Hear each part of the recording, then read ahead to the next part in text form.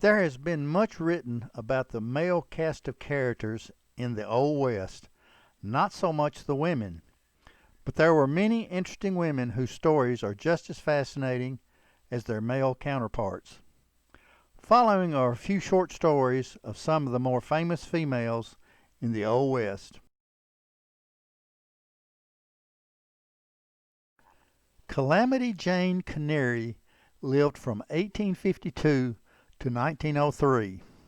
She was a frontierswoman, dance hall girl, prostitute, and sharpshooter. She was orphaned at age 14, and at an early age she worked as a scout for the Army and is said to have received her nickname Calamity from an Army captain who she had saved from a calamity. She is famous for wearing men's clothing and working in Buffalo Bill Cody's Wild West show, spinning wild tales. She had two daughters and, according to her, was married to Wild Bill Hickok, who she had a long obsession for. There is no hard evidence that they were ever married. Unfortunately, she had a lifelong struggle with alcohol. She is buried beside Hickok in Deadwood, South Dakota.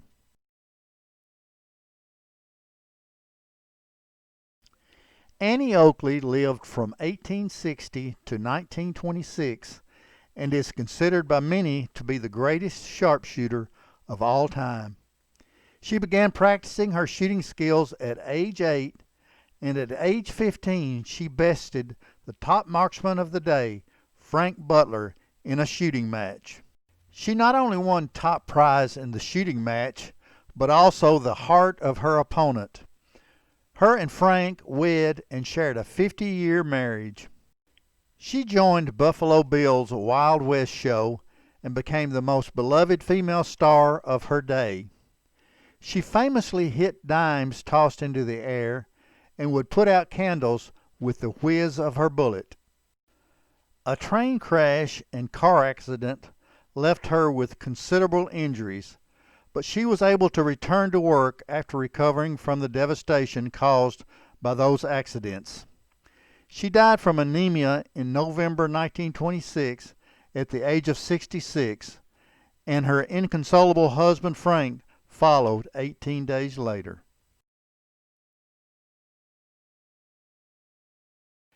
Etta Place was born in 1878, and no one knows when or where she died. She is known primarily for one reason, being the girlfriend of Henry Longabaugh, the Sundance Kid. Her memory wouldn't be nearly as significant had the movie Butch Cassidy and the Sundance Kid not been so popular.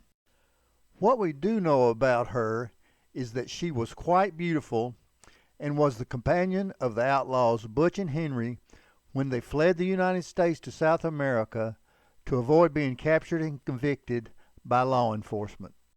She, Butch, and Sundance spent some time in New York City prior to boarding an ocean liner bound for Argentina.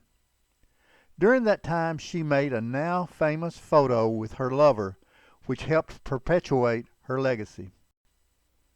After spending time with the two criminals in South America, she tired of life on the run and returned to San Francisco, never to be heard from again.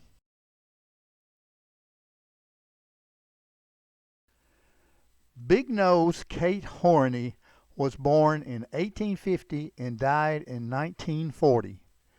Given that long life, imagine the changes she witnessed in her long existence.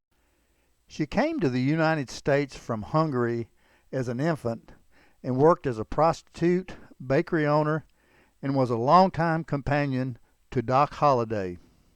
She was orphaned at age 16 and stowed away on a riverboat to St. Louis. She entered a convent at age 19 and a brothel at 20 and met Holliday at age 27 in Texas. Thus began a long and turbulent relationship with one of the famous gunfighters of the Old West. They traveled together to Tombstone, where she worked as a prostitute, while Holliday pursued his first love, gambling. She claimed to have seen the gunfight at the OK Corral, with Holiday as a participant from the window of a local boarding house. That claim has never been confirmed or denied. It is known that she was married for a time to a blacksmith named George Cummings after Holiday's death and lived out her long life in Arizona.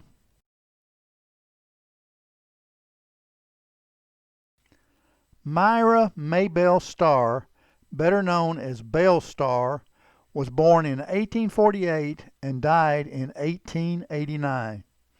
She grew up in Missouri and became associates of Jesse and Frank James, as well as the younger brothers. It seems that she was always drawn to the outlaw life due to always marrying or being associated with criminal types. Her first husband, Jim Reed, was an outlaw in the Indian Territory and was killed in 1874 in Paris, Texas. During her time in Texas, Belle was known to ride side saddle in a black velvet dress, plumed hat, and 2 pistols in her gun belt. She subsequently married another professional criminal, a Cherokee Indian named Sam Starr, and settled in the Indian Territory, modern-day Oklahoma.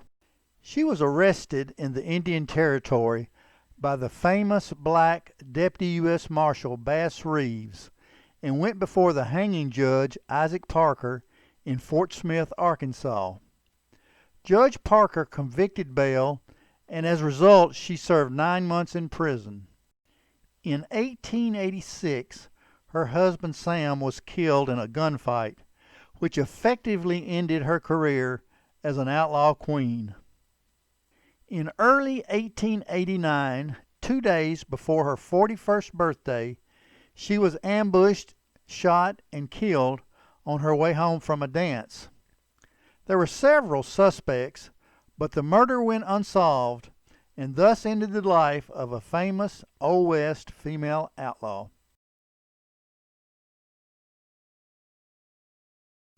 Pearl Hart was born in 1876 and did not die until the 1950s. She lived a tragic early life as her husband was an abusive alcoholic. At age 22, she left her abusive husband and took a train from Chicago bound for Colorado. When she received word in Colorado that her mother was seriously ill, she tried to raise money to return home but was unsuccessful.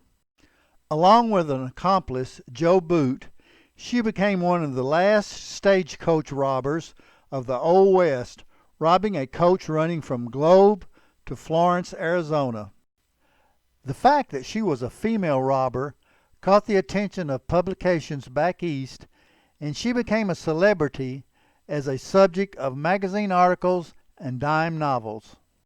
She served 3 years of a 5-year sentence for that crime prior to being pardoned by the governor of the Arizona Territory. She lived out her life in relative obscurity, married to the same man for 50 years. If you enjoyed this video, give a thumbs up, make a comment, and most importantly, subscribe to the channel. As always, thanks for watching.